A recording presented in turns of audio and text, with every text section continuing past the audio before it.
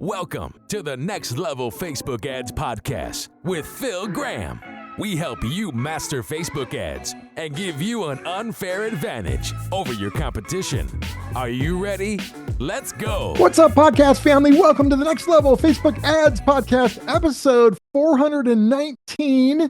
I'm Phil Graham, and today I want to talk about why so many Facebook and Instagram ads are still failing in 2025. I'm so glad you guys are here. In the US, next Monday is Memorial Day. Can you believe it? This year is flying by. I hope you're having a great week, though.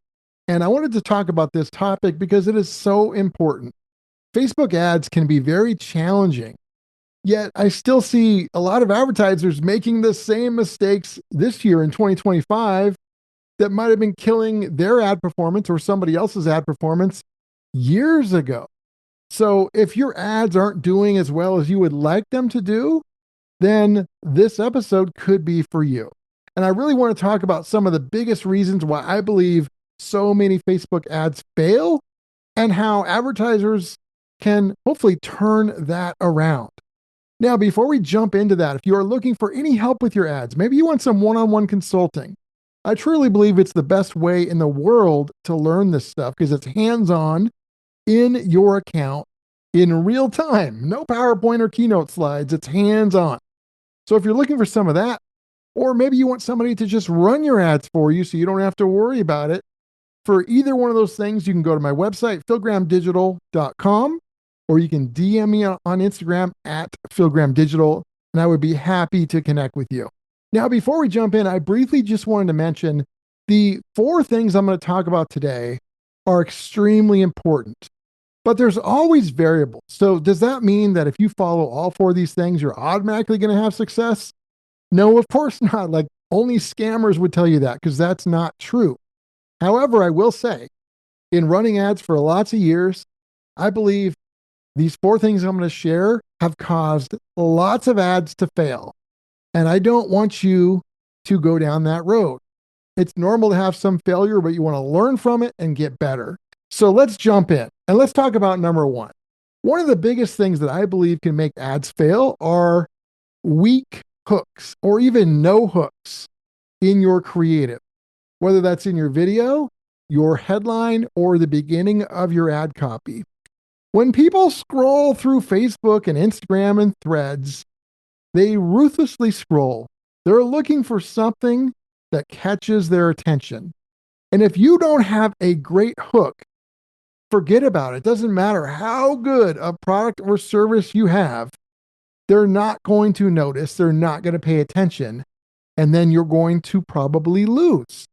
You've got to have not only a hook, something that really gets their attention, but it needs to be a strong hook.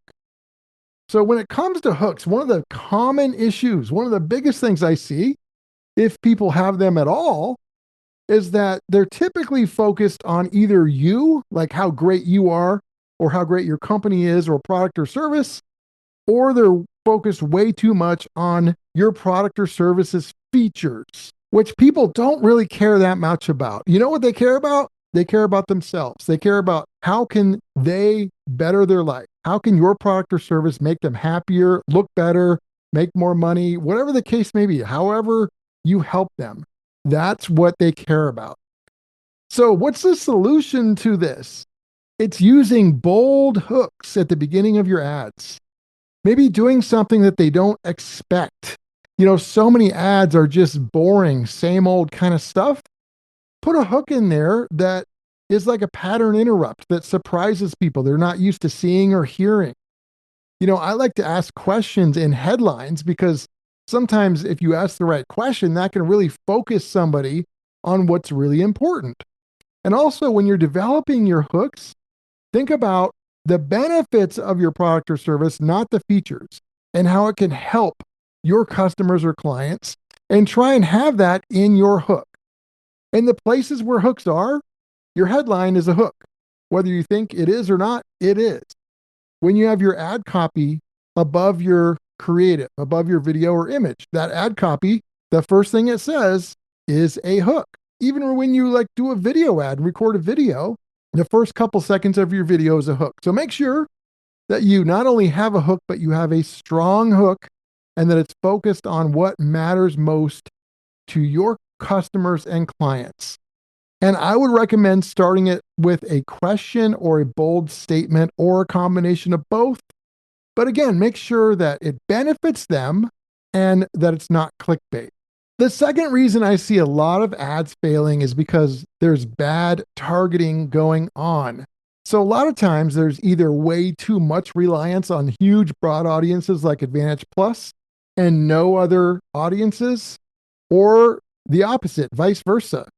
So what I like to do is I like to do a series of audiences, large and small, broad and segmented, obviously cold audiences and warm audiences.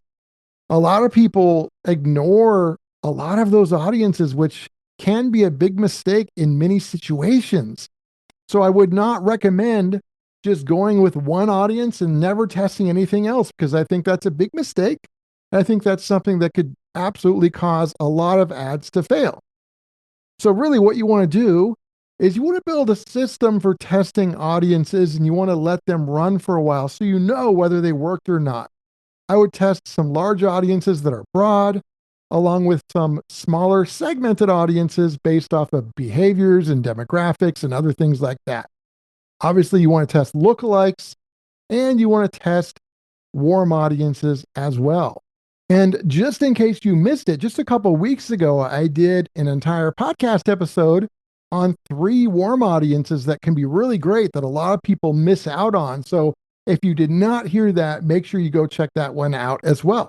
Okay, the third reason I see a lot of ads fail is that there's not really a strategy to the offer in an ad, whether you're making an offer in that specific ad at the top of the funnel, or you're coming behind it through retargeting and you're making an offer. You're just generally running ads to products, but not a specific offer. So you want to have a clear reason to act now. You want to have like a sense of urgency. So many ads have no sense of urgency, no reason to buy now, no reason to even pay attention. Now, that doesn't mean that we have a sense of urgency in everything we run, because that's not going to work well either, most likely. So we do run ads where there's no sense of urgency, but we definitely build ads that have offers that will solve problems and have some kind of a sense of urgency for a certain period of time. And we work those in with our other types of ads. Whether that sense of urgency is a special sale, maybe something additional you're packaging or bundling with it that they get, or something else, just give them a reason to buy. Sometimes even just creating a sale based off of the type of season that we're in is a good enough reason for some people, but just randomly running ads without a strategy and without any kind of a sense of urgency at all ever can be something that can definitely negatively affect your ads. Now, that's not always the case. I can think of certain situations where that would not be true. But for a lot of you guys, that might give you a very negative result with your ads if you don't do it. So I recommend with your ads, work some ads in that have a sense of urgency, a strategy, and a specific clear offer, not just a product ad, but an offer that highlights the benefits and gives them an offer with a deadline. And then last, but certainly not least, this is one of the most important ones that people have the most problem with. And that is, I believe a lot of ads fail because people misread the data, or they don't even pay attention to the data. And so few people are actually good at that. That's the problem. So misreading the data, I see a lot of people focusing on the wrong numbers, like maybe looking at return on ad spend after 2 days and then making a decision that fast. Or they're ignoring a click-through rate or not paying attention to CPM. They're turning ads off too soon. Some they might be letting run too long. There's all kinds of issues from not being good at reading the data. So what you want to do is you want to get really good at data evaluation. You want to let things run long enough to know whether they work well or not. I had a situation recently where we launched an ad for a client, and after about 4 days, a specific ad wasn't doing as well as the one we were testing it against, and the client wanted to turn it off. And I recommended we didn't because it hadn't had enough time to cycle through enough audience. So fast forward a couple of weeks, the ad that the client wanted to turn off is now our number one ad out of the 2 that we were testing. And so I knew not to turn it off too soon. Does that mean that it always is a success? No, but if it would have stayed bad, I would have had more certainty that that ad wasn't going to work. I would have figured out why, and we would have been smarter because of it with what we do next. But in this case, it actually turned out great. It turned out to be our best ad out of the 2, even though it didn't start off that way. So you want to make sure you let things run long enough. How long you let things run is something hard to teach on a podcast because there's too many variables. It depends on your exact specific situation, how many people you're targeting, and so many other factors. I'd have to be working with you personally and specifically to tell you in your situation. But even if we don't work together, you can get better at reading and evaluating the data. I try and cover that a lot on my podcast. I've done previous episodes about it, and I'll do future ones too, because it is so important. But either misreading the data or not really paying attention enough to it can cause a lot of ads to fail.